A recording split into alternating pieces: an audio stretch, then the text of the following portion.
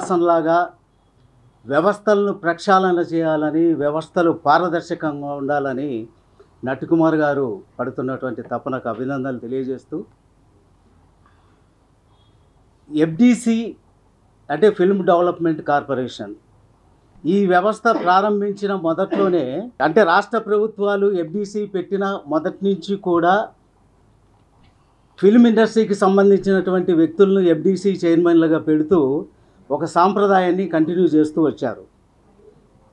ఎందుకంటే ఒక FDC chairman అనేది ఒక ప్రభుత్వానికి, ఇండస్ట్రీకి వారధిగా ఉంటూ ఇండస్ట్రీలో ఉన్నటువంటి సమస్యలన్నిటిని కూడా ప్రభుత్వం దృష్టికి తీసుకెళ్ళి వాటిని పరిష్కరించే దిశగా ప్రయత్నం చేసేటువంటి వ్యక్తి ఎఫ్డిసి చైర్మన్. మరి కాంగ్రెస్ ప్రభుత్వం అయితేనేమి, తెలుగుదేశం ప్రభుత్వం అయితేనేమి, ఈ ప్రభుత్వాలన్నీ కూడా తమ గవర్నమెంట్లో వచ్చినప్పుడు ఎఫ్డిసి చైర్మన్లుగా సాంప్రదాయం ప్రకారము ఫిల్మ్ ఇండస్ట్రీకి సంబంధించినటువంటి వ్యక్తుల్నే పెడుతూ వచ్చారు. ఇండస్ట్రీలో ఉన్నటువంటి సమస్యలన్నిటిని కూడా వాళ్ళ దృష్టికి తీసుకెళ్ళి ఆ పరిష్కార దిశగా ప్రయత్నాలు చేయడం అంటూ జరుగుతూ వచ్చింది. అది ఒక ఆరోగ్యకరమైనటువంటి వాతావరణంలో నడుస్తూ వచ్చేది. మరి టీఆర్ఎస్ ప్రభుత్వం వచ్చిన తర్వాత ఫస్ట్ 5 years వదిలేస్తే సెకండ్ టైం వాళ్ళు గెలిచిన తర్వాత ఆ సాంప్రదాయాన్ని తారుమారు చేస్తూ ఇండస్ట్రీ అంటే ఏంటో తెలియనటువంటి ఒక వ్యక్తిని ఎఫ్డిసి చైర్మన్గా పెట్టి ఇండస్ట్రీకి సంబంధించినటువంటి సమస్యలను ఎవరికి చెప్పుకోవాలో అర్థం కాలేనటువంటి పరిస్థితి క్రియేట్ అయ్యే విధంగా మరి ఆ ప్రభుత్వము ఆ ధోరణి అనేది వ్యవహరించినటువంటి తీరు బాధాకరం. మరి కాంగ్రెస్ ప్రభుత్వం మళ్ళీ అధికారంలోకి వచ్చింది. ఫస్ట్ నుంచి కూడా కాంగ్రెస్ ప్రభుత్వంలోనే ఫిల్మ్ ఇండస్ట్రీకి ఏ మంచి జరిగినా జరుగుతూ వచ్చింది. చిన్న నిర్మాతలకు, చిన్న సినిమాలకు సబ్సిడీలు ఇవ్వడం అయితేనేమి, తర్వాత మన చిత్రపురి కాలనీ ఈ ల్యాండ్ అలాట్మెంట్ విషయంలోనైతేనేమి, ఏ విషయంలోనైనా కాంగ్రెస్ గవర్నమెంటే ఇండస్ట్రీ పట్ల సానుకూలంగా స్పందించి వాళ్ళు నిర్ణయాలు తీసుకొని మొట్టమొదట్లో ఫిల్మ్ ఇండస్ట్రీ ఏది చెన్నై నుంచి ఇక్కడికి షిఫ్ట్ అవుతున్నప్పుడు కూడా మర్రి చెన్నారెడ్డి ఇలాంటి కాంగ్రెస్ నాయకులు ముఖ్యమంత్రులుగా ఉన్నప్పుడు సానుకూలంగా స్పందించి ఈ ఫిల్మ్ నగర్ భూమిని ఇవ్వడం అనేది జరిగింది.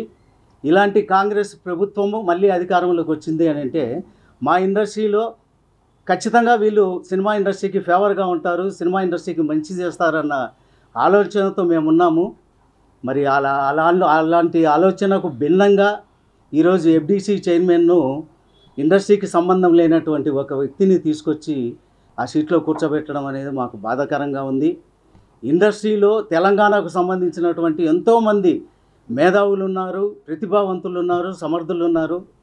వారికి అవకాశాన్ని కల్పించి ఇండస్ట్రీకి మంచి జరిగేలా చేయాలని చెప్పేసి గవర్నమెంటును, ముఖ్యంగా సినిమాటోగ్రఫీ మినిస్టర్ గారిని, ముఖ్యమంత్రి గారిని మేము ప్రాధేయపడుతున్నాం. మాకెన్నో సమస్యలు ఉన్నాయి. ఇప్పుడు చిన్న సినిమాలకు లొకేషన్స్ ఛార్జెస్ విపరీతంగా భారంగా పెరిగిపోయాయి. వీటన్నిటిని కూడా గవర్నమెంట్ దృష్టికి తీసుకెళ్ళాలి. ఎగ్జిబిటర్స్ ఒకవైపు ప్రాబ్లమ్స్ అంటున్నారు, డిస్ట్రిబ్యూటర్స్ ప్రాబ్లమ్స్ అంటున్నారు, నిర్మాతల ప్రాబ్లమ్స్ అంటున్నారు.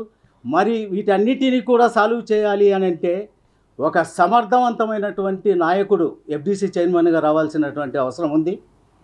దయచేసి రాష్ట్ర ప్రభుత్వం, తెలంగాణ రాష్ట్ర ప్రభుత్వం ఎఫ్డిసి చైర్మన్ విషయంలో ఆచితూచి అడుగులు వేయాలని, ఒక సమర్థుడైన మంచి వ్యక్తిని ఎఫ్డిసి చైర్మన్గా ఇండస్ట్రీకి సంబంధించిన వ్యక్తిని నియమించాలని చెప్పేసి రాష్ట్ర ప్రభుత్వాన్ని కోరుకుంటూ సెలవు తీసుకుంటున్నాను. Thank you. ఇప్పుడు పిన్నెల్లి రామకృష్ణారెడ్డి గారు అంటే boss of the Jaganmohan Reddy, అంటే బాస్ ఏం చెప్తే అదే చేస్తాడు. ఎందుకంటే బోడా ఉమా గారిని, ఇంతకుముందు బుద్ధ వెంకన్న గారిని చంపడానికి ఎంతమంది ప్రయత్నం చేశారో, అక్కడ ఎంత బీభత్సం జరుగుతుంది, ఇప్పుడు 144 సెక్షన్ జరుగుతుందో, దీని అంతటికీ కారణం అక్కడ బాస్ ఉంది జగన్మోహన్ రెడ్డి గారి శిష్యుడే పిన్నెల్లి రామకృష్ణారెడ్డి గారు. ఆయన మనం ఒక దాంట్లో టీవీలో చూసాం, డైరెక్ట్గా ఈవీఎంలో ఇరగ్గొట్టేస్తుంటే మరి ఎలక్షన్ కమిషనర్కి వెబ్ కెమెరాల ద్వారా, వెబ్ చెకింగ్ల ద్వారా అక్కడ కనబడుతూ ఉంటాయి. 13వ తారీఖు నాడు జరిగిన ఘటనకి ఇప్పుడు దాకా బయటికి రాకుండా, అసలు ఆయన మొన్నటిదాకా అక్కడే ఉండి ఆయన హౌస్ అరెస్ట్ చేశారు, పోలీసులు పట్టించుకోలేదు, ఎలక్షన్ కమిషన్ పట్టించుకోలేదు. ఆల్రెడీ అక్కడ ఆర్ఓ ఎవరైతే ఉన్నారో, అక్కడ సెక్యూరిటీ ఆఫీసర్ ఎవరైతే ఉన్నారో, ఎందుకు ఇరిగిపోయింది, ఎందుకు ఆ ఓట్లు బయటపడ్డాయి, ఇవన్నీ మీద వివరణ కూడా తీసుకోకుండా 22వ తారీఖు అంటే ఇవాళ 23వ తారీఖు, ఇవాళ 23 అంటే 22 అంటే నిన్న మార్నింగ్ కానీ election commission CEC central election commission సీరియస్గా తీసుకుంటేనే కానీ అరెస్ట్ వారెంట్ జారీ చేయలేదు, కేసు అవ్వలేదు. ఆయన ఎన్నోసార్లు చెప్పాడు వచ్చి లైవ్లో, నాకు కేసు కూడా లేదు నా మీద, నేను స్వచ్ఛందంగా హైదరాబాద్లో నేను ఉన్నాను అని చెప్పుకొచ్చాడు. నిన్న ఉదయం నుంచి కనబట్టలేదని పోలీసులు చెప్తున్నారు. ఎంత నిజం అంత అబద్ధం పోలీసులకి తెలిసేది. ఎందుకంటే ఇక్కడ మనం ఒకటే చెప్తున్నాం, సమాజం మన ప్రజారాజ్యం ప్రజల ప్రకారం ప్రజలు స్వచ్ఛందంగా ఓటు వేయాలని కోరుకుంటప్పుడు ఈ విధంగా ఈ ఘటనలు అనేది కరెక్టా? మళ్ళా వాళ్ళే ఒక పిటిషన్ వేశారు. సంబరాల రాంబాబు గారును, ఆయన చాలా మంచి వ్యక్తి, మన చంద్రగిరి మోహిత్ రెడ్డి చెవిరెడ్డి మోహిత్ రెడ్డి గారు చాలా మంచి వ్యక్తి, వెరీ డీసెంట్. ఆయన కూడా వేశాడు. ఏమని వేశాడు హైకోర్టులో, సార్ మమ్మల్ని అన్యాయం చేశారు, మాకు ప్రాణహాని ఉంది, మాకు రీపోలింగ్ చేయండి అని వేశాడు.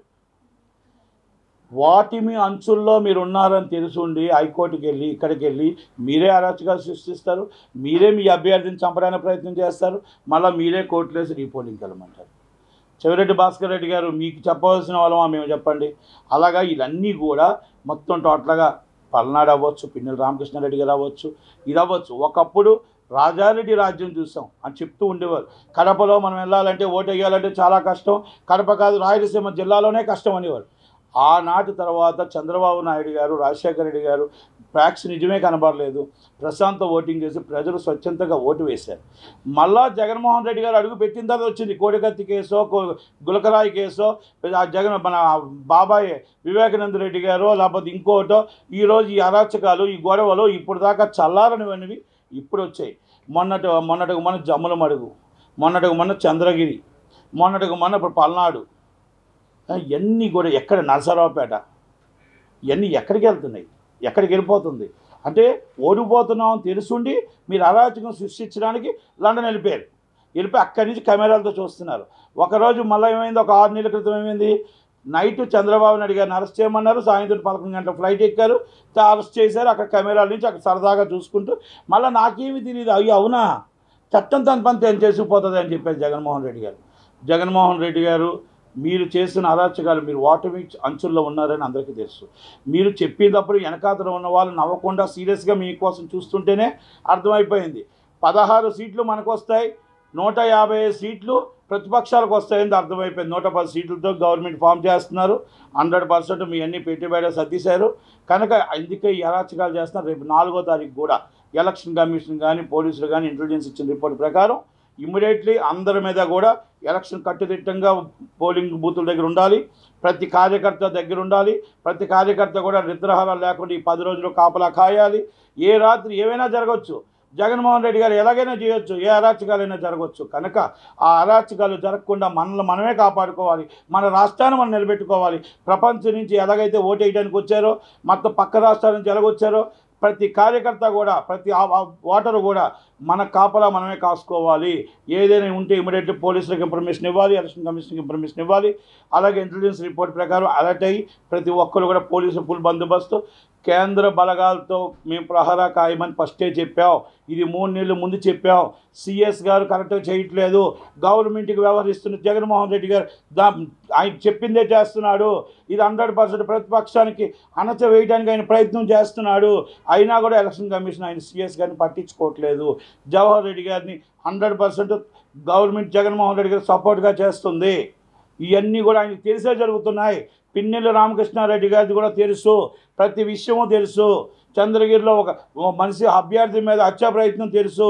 ప్రతి విషయాలు తెలిసే జరుగుతున్నాయి. రాష్ట్రానికి చీఫ్ మినిస్టర్ తర్వాత చీఫ్ సెక్రటరీయే. చీఫ్ మినిస్టర్ మనకు ఎలక్షన్ కమిషన్ అయినప్పుడు చీఫ్ సెక్రటరీ బాధ్యత ఉంటుంది. ఆ బాధ్యత వహించాల్సిన అవసరం లేదా? కనుక ఇలాంటివన్నీ జరిగాయి కాబట్టి కింద తరం పోలీసులు అందరూ కూడా గవర్నమెంట్కి తొత్తులుగా వ్యవహరిస్తున్నారు. వాళ్ళ మీద యాక్షన్ తీసుకోవాలి. సీరియస్గా పిన్నెల రామకృష్ణారెడ్డి గారిని అరెస్ట్ చేయాలంటే మీరు గంట పని.